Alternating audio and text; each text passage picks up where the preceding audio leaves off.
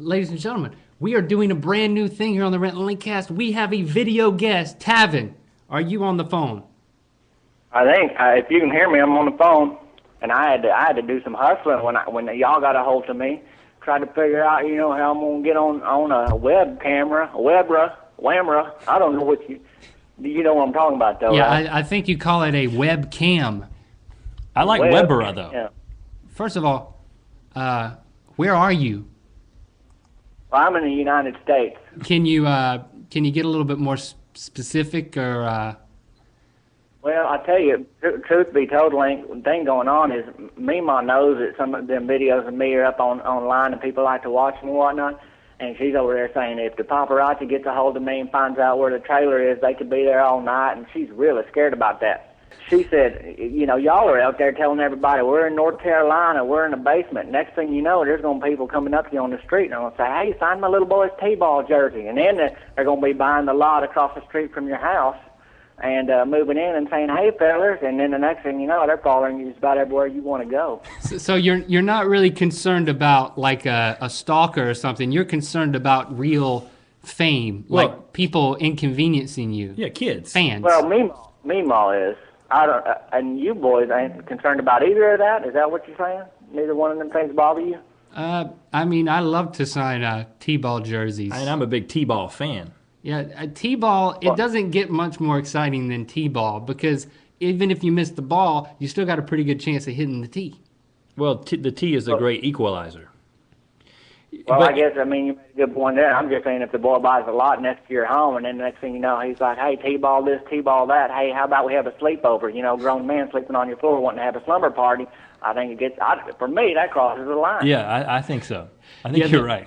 It's nice to know you're aware of the line. Tell us about a dream. This is Your Dream Show, so we want to get call-ins from the audience, but first we wanted you to maybe tell us about your latest dream.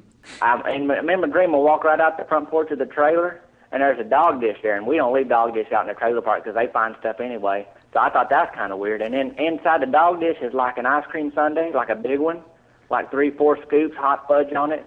And first thing I think is, boy, there's going to be fire ants coming in here eating up all this ice cream if we don't get it moved. But across the lot is a boy, like a used car salesman in a tight little suit, standing next to it like a 1972 Winnebago. And as soon as I reach down to touch that little dog dish, he hollers, "Don't wake up the baby."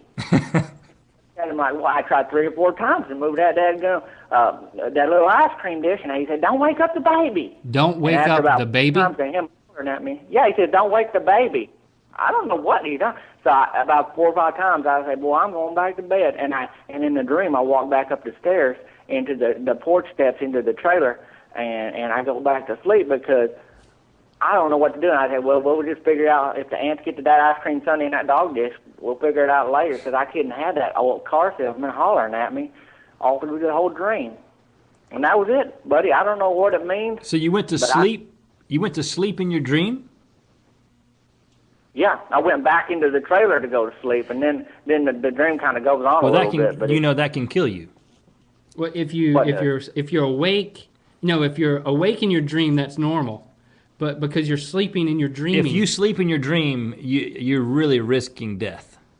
Nobody told me that. Yeah, you need to look into that. But if so what if you die in your dream? Oh, you're definitely dead. That's a 100% chance. Sleeping is what they call the little death. At least it's what I call the little death. It's a little death that happens every night. You're a couple of steps closer. No. Okay. If you don't sleep, you will die. I think that's where you're getting confused. Sleep is necessary to live, Rhett. If interdream death causes real death, then interdream sleep is risking death. I mean, it's pretty simple logic.